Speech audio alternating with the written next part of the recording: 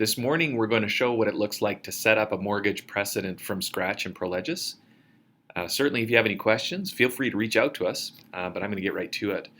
So in using this mortgage editor, one of my favorite features is the searchability. I can very quickly search for the field that I'm looking for and then drag and drop it, and that information is going to automatically populate from the file.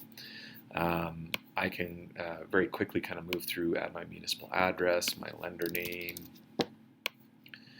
And again, by setting this up, you've now got a precedent that automatically populates. So it doesn't matter which lender you're working for. You can complete their mortgage documents in a very quick, really in a quick and accurate way, without having to, without it really mattering which lender you're working for.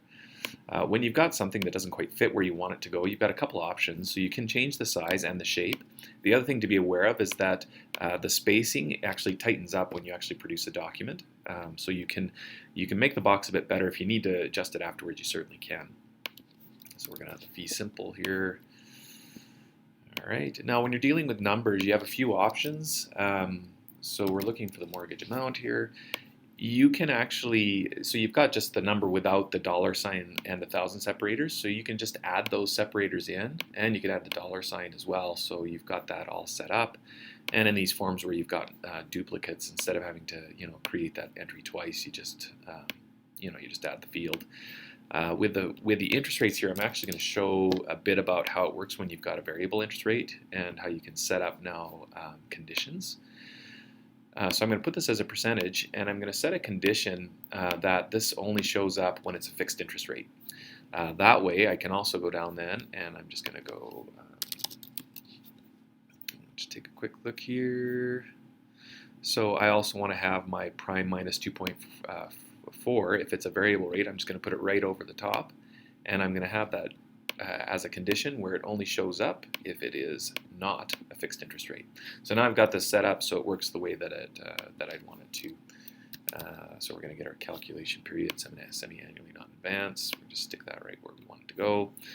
And then for these ones where you've got interest adjustment date on these, it is a drag and drop experience, but instead of having to type, you can just drag and put those right where you want them to go.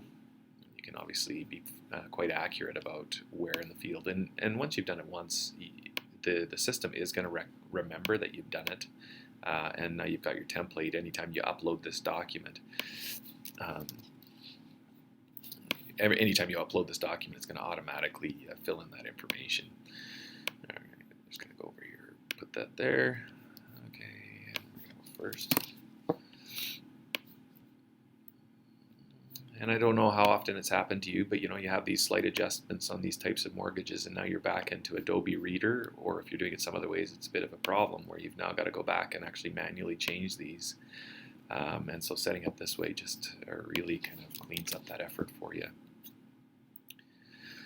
And as you'll notice, what I'm doing is I'm just searching for the fields that I want, and then just dragging and dropping them to the location that they ought to go. And again, I would emphasize you don't have to do this every time. Once you've seen it, once the system's seen this form once, it's not going to need to see it. It's not going to need to see it again unless it's actually a new form. Well, that's a high payment there. Okay, and then we get a balance due date. Let's see, so what's that one? So we've got a maturity date. There you go. That's the same as my balance due, so let's drag that over. Month and the year. And okay, so now they've already got the standard terms in there. I'm just go to my next page. So for high ratio here, you can actually set this up as a conditional as well, so it fills in automatically for you. So I'm going to put a check mark here and set it right where I want it to. I'm at a condition, and this is if it is high ratio, so that'll show up. And then I'm going to add another one here. But this one only shows up if it is not high ratio. I'm going to add my appointment date. All right, and so I've got a few options about how that shows up. We've got the 30th day of January, and then we've got a short year because they've given us the first 2 digits for the year there. And I'm just going to adjust this slightly so it sits where I want it to sit. All right, and now I'm going to get my buyers again because I'm going to add them on the signing line.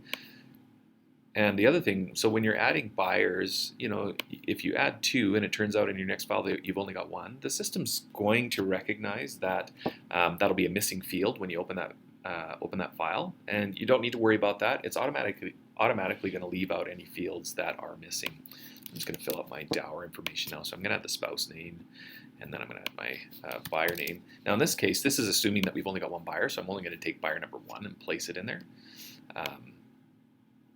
And the other thing I'm going to do over the top of this, or what I'm going to do for each of these, is I only want these to show up if dower applies. Okay. And the other thing that I want to do is if dower doesn't apply, I want this to be crossed off. I don't want any confusions about whether this gets signed or not. So I'm just going to put an image over the top. And I'm just going to slide that right there. And I'm going to say if this is not dower, then it's going to cover this text, so I don't need to worry about it. All right, so again, some more dower information. We're going to spouse name, and then we get spouse name. And the other thing that I like about this is if you walk in and you find out that someone is going by their middle name or has been going by a nickname, you're not in a situation where you've got to go and do a find and replace for each of them. It's already set up so that you don't have to worry about it. And again, I'm setting these conditions because I don't want it to show up if it's not. I only want it to show up if it's dower. And then to find your signing city, it's just a matter of searching appointment, and then we're gonna just put day, month, and the short year.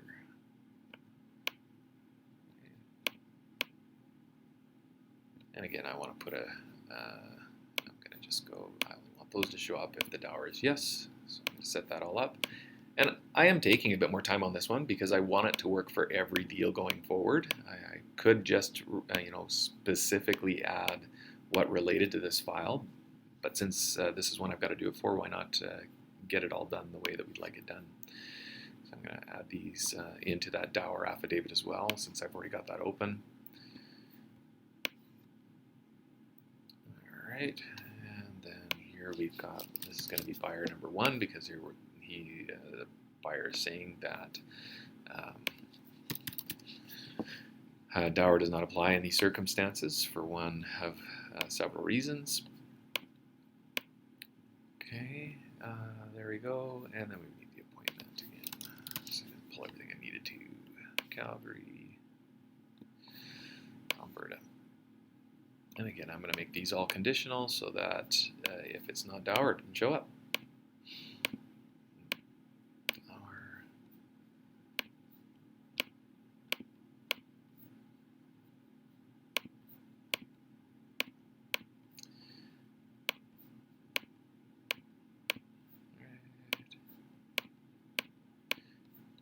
Like I said, I'm spending this extra time because I'm setting this up as a template that will work for every deal going forward, and not just the one that I'm working on.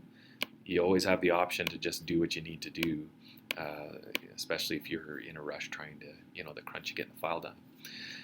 What I'm going to do again is just add a covering so that if we're in a situation where dower does not apply, sorry, I just got to adjust that slightly, where dower does not apply, it's going to just cross this out so there's no confusion about whether it needs to be signed or not. All right, and we're just going to cover that up as well.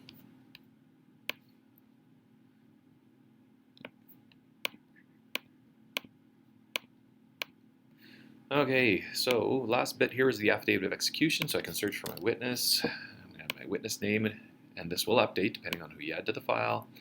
And this is where they're from. And what we're going to do here is we're going to grab the buyer names, and we're going to grab the list of buyer names when we're entering this. So it doesn't matter how many buyers you add, it's going to automatically populate them into here. And so we'll do that again down here at the bottom.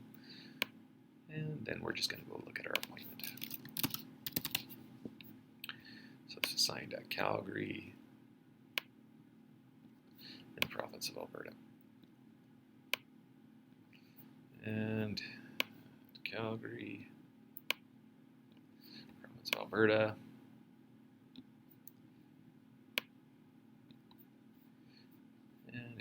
30th day